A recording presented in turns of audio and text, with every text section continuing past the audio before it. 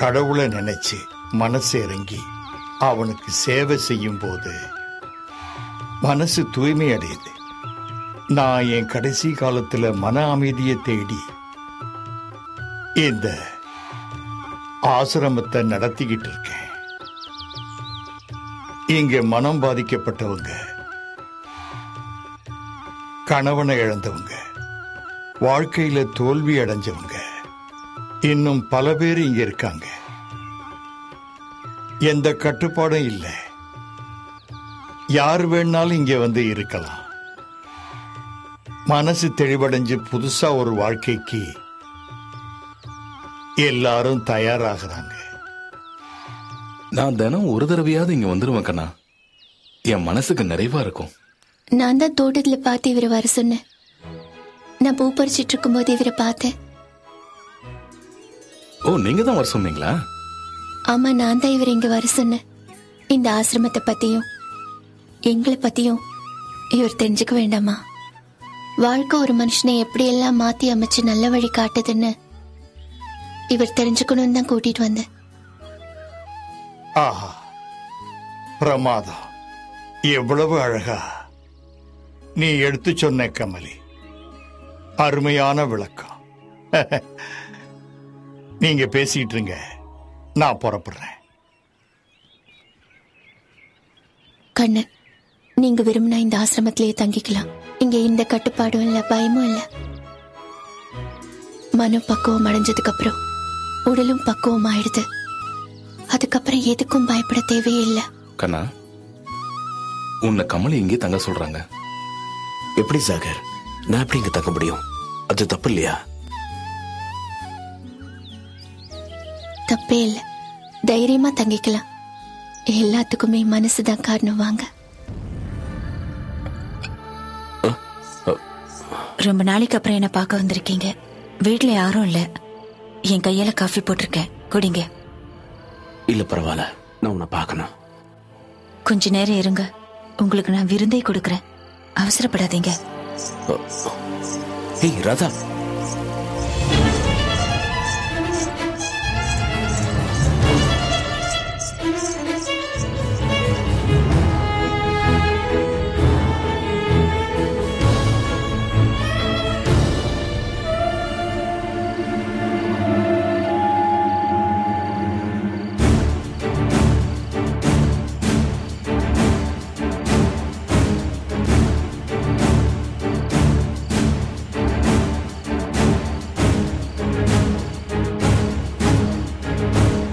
ராதாவை பாத்தியா?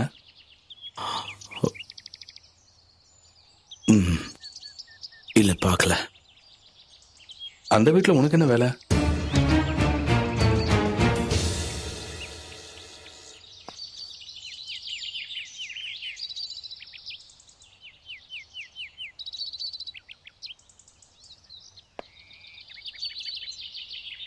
கமலியை பத்தி நீ என்ன நினைக்கிற?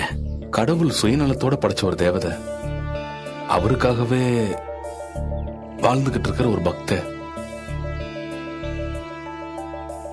கரெக்டா சொன்ன. எவ்வளவு அழகான முகம். பார்த்ததும் பறிக்கணும்னு நினைக்கிற ரோஜா யாருக்கு கொடுத்து வச்சிருக்கோ? இந்த ரோஜாவுக்காக எத்தனை நாள் வேணாலும் காத்துக்கிட்டு இருக்கலாம். நான் கிளம்புறேன்.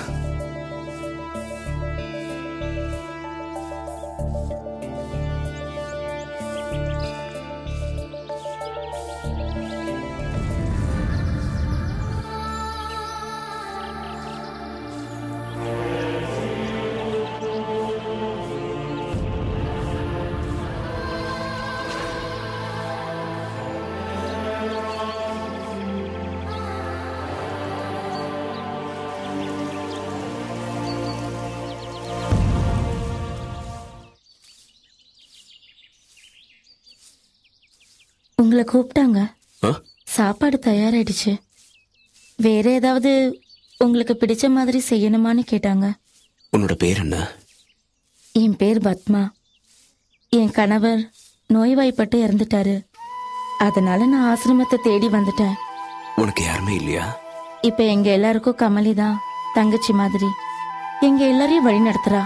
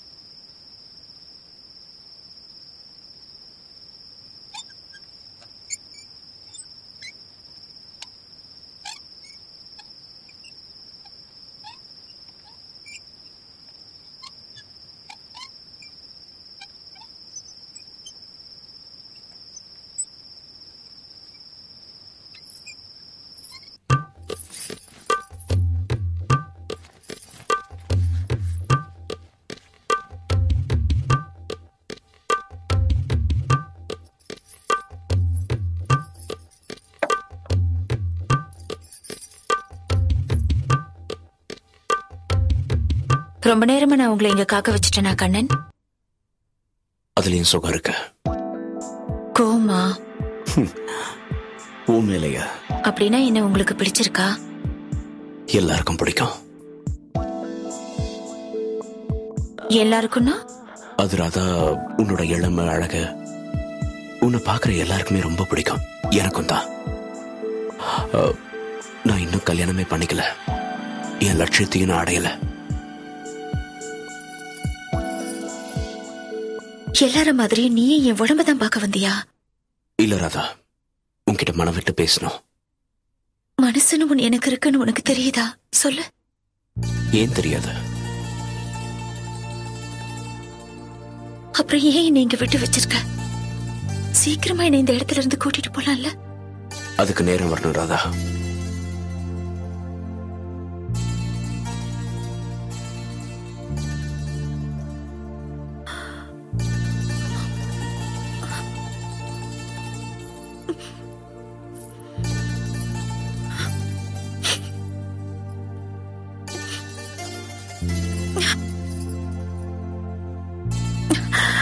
இங்க இருந்து என்ன எப்ப கூட்டிட்டு போறீங்க? கூடிய சீக்கிரமே உன்னை கூட்டிட்டு போறேன்.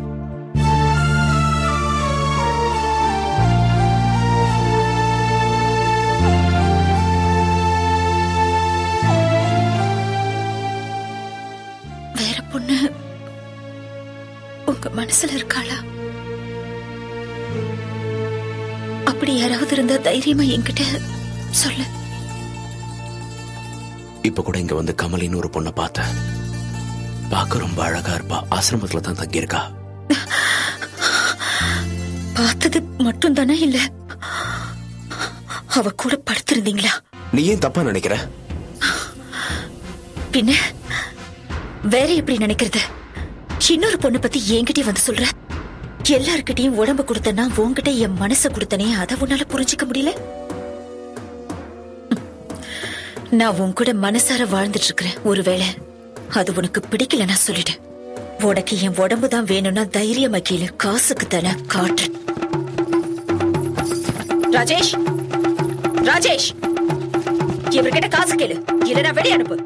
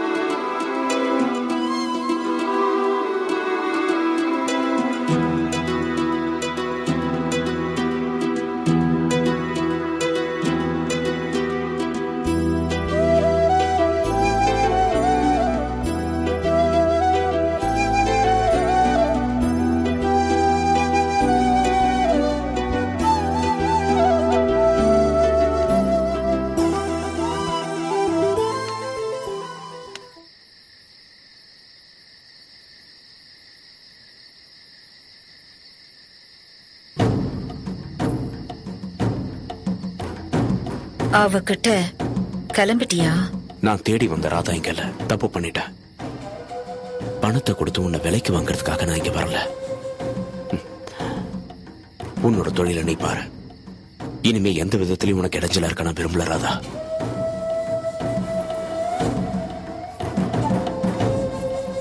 போயிட்டு வா. நான் உன்கிட்ட எதையுமே மறைக்கல. ஏன்னா என் தொழில் அப்படி.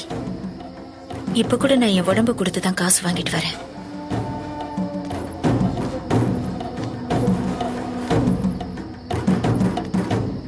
உடம்ப வித்து காசு சம்பாதிக்கிறவங்க கிட்ட கற்ப பத்தி பேசினது என்னோட தப்புதான்.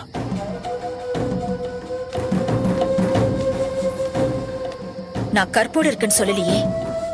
என் உடம்ப வித்து தான் பொழப்பு நடத்துறவங்கிறத உன்கிட்ட வெளிப்படையா தானே பேசியிருக்கேன். என் அம்மா ஏன் என்ன இந்த ஜமீன்தார் கிட்ட விக்கணும், அவர் ஏன் என்ன தாசியாக்கணும்? இது நான் பண்ண தப்பில்ல, உன்ன மாதிரி ஆம்பளைங்க பண்ண தப்பு. நீ பல பொம்பளைங்க கிட்ட போனா அது தப்பு இல்ல, ஆனா நான் பல ஆம்பளைங்க கிட்ட போனா மட்டும் அது தப்பா? இதுக்கு தாசின்னு வேற பட்டம் கொடுப்பீங்க. இது எந்த விதத்துல நியாயம்? ஆம்பளைங்க உங்களுக்கு ஒரு சட்டம். இந்த சமுதாயத்துல பெண்களுக்குன்னு ஒரு கட்டுப்பாடு இருக்கு.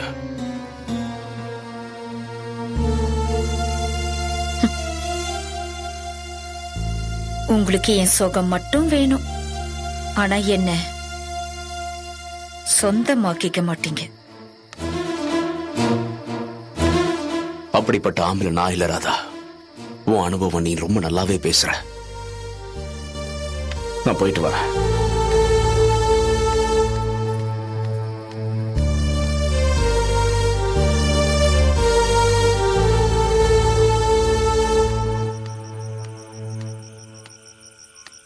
என்ன கண்ணா, இன்னும் தூங்கலையா? மனசு சரியில்லை, எப்படி தூக்கம் வரும்? என்னாச்சு? ஒண்ணும் இல்ல, அமைதியா தனிமையில இருந்தேன். தனிமையில அனுபவிக்க தெரியணும். பழைய நினைவுகள் எல்லாம் மனசுல பசுமையா ஓடிக்கிட்டு இருக்கா? பசுமையா இல்ல, பாலைவனமா தெரியுது. பாலைவனமா? அப்படின்னப்ப உன் வாழ்க்கையில சோகம்? ஓட்ட குடத்துல எவ்வளவு தண்ணி ஊத்தினாலும் நிக்காது. உடைஞ்ச மனசுல பாசத்தை பார்க்க முடியாது. ஆண்டவன் ஒரு கதவை மூடினார்னா இன்னொரு கதவை திறப்பாரு. அதனால தான் நான் உங்களை இங்க ஆசிரமத்திலேயே தங்க சொன்னேன். நீ என்ன ஒரு நாள் கூட இங்க தங்க சொன்னது இல்லையே. அதிர்ஷ்டம் இல்லாதவன் கடவுள் என்னைக்குதான் எனக்கு கண்ணை துறப்பானோ தெரியல. மனசுல நினைக்கிறது தான் வார்த்தைகள்ல வெளியே வரும். உன்னை இங்க தங்க சொல்லணும்னு நான் மனசுல நினைச்சதே இல்லை. நீ ரொம்ப கொடுத்து வச்சவன் கண்ணா. உங்க சந்தோஷத்தை கெடுக்க நான் விரும்பல. நான் வரேன். ஜாகிர்,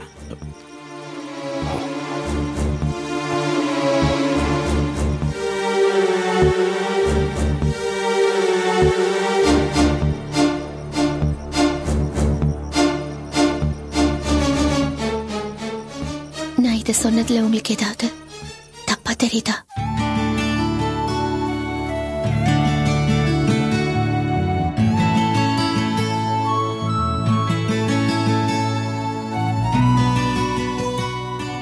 என் கையால ஆசையா முருங்கைக்காய் சாம்பார் வச்சிருக்கேன், சாப்பிடுங்க. இவ்வளவு ருசியா உன்னால எப்படி சமைக்க முடியுது? அதான் ராதா. அது எப்படி உனக்கு கோவம் வந்தாலும் அதிகமா வருது, ஆசை வந்தாலும் அதிகமா வருது? அடேங்கப்பா, ராதாவுக்கு இந்த விஷயத்துல டாக்டர் பட்டமே கொடுக்கலாம் போல இருக்கு.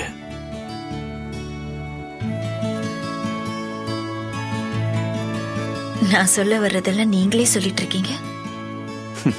தப்புதான், மன்னிச்சிட.